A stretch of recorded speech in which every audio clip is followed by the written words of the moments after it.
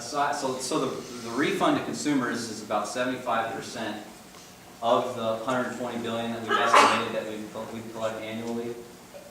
The 25% of it goes into what we call the Clean Energy Reinvestment Trust, which is a fund that would be controlled by Congress. It would be subject to annual appropriations, but it would have built-in oversight mechanisms to make sure it goes to specific carbon mitigation programs, for instance, non-carbon dioxide mitigations, R&D, transition assistance for some regions that are disproportionately affected. For instance, like I said, we have hydro, the Midwest has a lot of coal. But the ultimate feature of our program, I have 1 minute left, so I'm going to make one of the most important points about the way we refund the money to consumers is, I saw a chart earlier in an earlier segment that showed how the support for a carbon tax would go down as the gas price would go up. Now, I think a lot of us saw how much Americans were enthusiastic about Paul Ryan's plan to end Medicare. They didn't like that. A lot of Americans don't like talking about privatizing Social Security. So these are programs where the government sends money to consumers, and it's largely a social safety net for lower income consumers. And what we've seen in programs like that, it's a politically reinforcing way of sustaining that program in the long term. And it makes it very difficult to repeal it.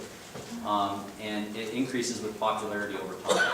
And this is one of the key features of actually providing a rebate to consumers, particularly with the hard cap mechanism that we have in place.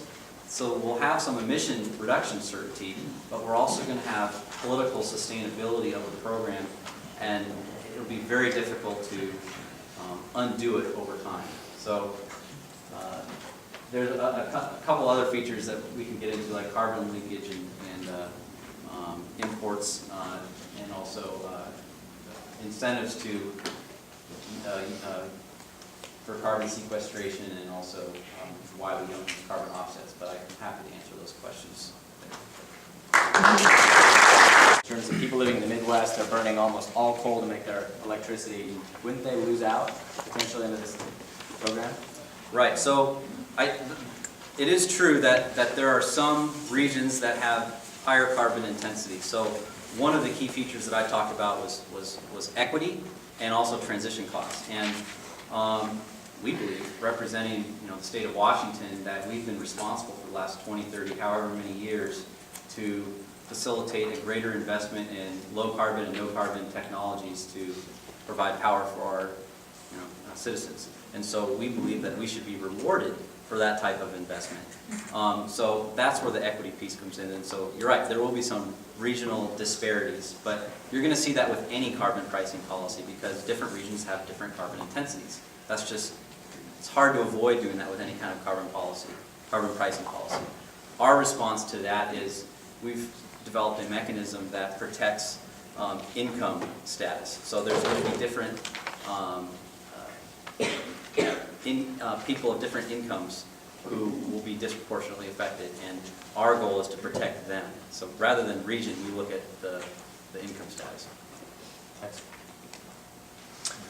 So the way I understand a revenue neutral tax system is that $1 million up in tax revenue from a carbon tax equates to a reduce in some other tax, sales, whatever it may be, income. But it doesn't sound like the budgets are changing. So if we're talking about putting money from that carbon tax into other places, and I fully understand the benefits of putting it into economic development, into R&D and all that stuff, aren't we having, the existing budget for other programs and other things, where's that money coming from? I mean, it doesn't have to pull from other programs in order to put it, or give a refund to people, or put it into R&D or other places? So is your question, where is the money for the refund and the R&D program we have coming from? Yeah, given the revenue neutrality. Quite simply, it's the auction.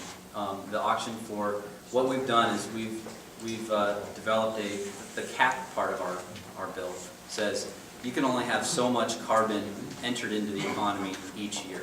And each ton of carbon is going to be a carbon share, and we're going to sell so many carbon shares a year, and each carbon share is going to be X dollars. And companies like, mining companies or oil companies or the 2,000 or 3,000 or so companies that actually inject carbon into the United States economy, those are the companies that are going to participate in the auction and pay for those permits. There's a finite supply of those. And that auction is estimated to generate roughly about 120 billion a year. And of that 120 billion, 75% goes to consumers, 25% goes to this clean energy fund. So it's kind of outside of the federal budget process. Okay, so you would need a cap system in order to make the revenue neutrality thing work. I mean, if you just had a tax neutrality, it may not work in the same way. Is that what? One of the concerns we've had with just a straight carbon tax approach is that you don't, and this has been talked about in many panels today, that you don't get as much emission certainty.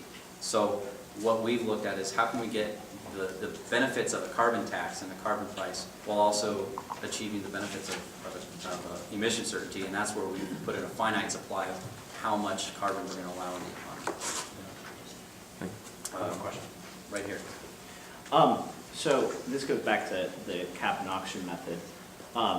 The goal is to eventually reduce emissions by capping, as you were saying. But then as these companies that will be participating in the auction, because they produce a lot of carbon, as they begin to reduce their emissions, whether it's through efficiency innovations or just trying to avoid having to pay a lot more for carbon all of a sudden, won't the auction revenues then decrease? And as those revenues go down, how will the dividend system and the cert system change to adapt to that decrease in revenues? Right. So each year, the amount of carbon shares that are sold decreases. So theoretically, there's continued upward price pressure. And to the extent that companies become more efficient, that's exactly what we want. We don't want more carbon introduced into the economy. So the supply of carbon that's allowed to be introduced into the economy goes down each year. Great. Thank you, Joel. We're going to bring the panelists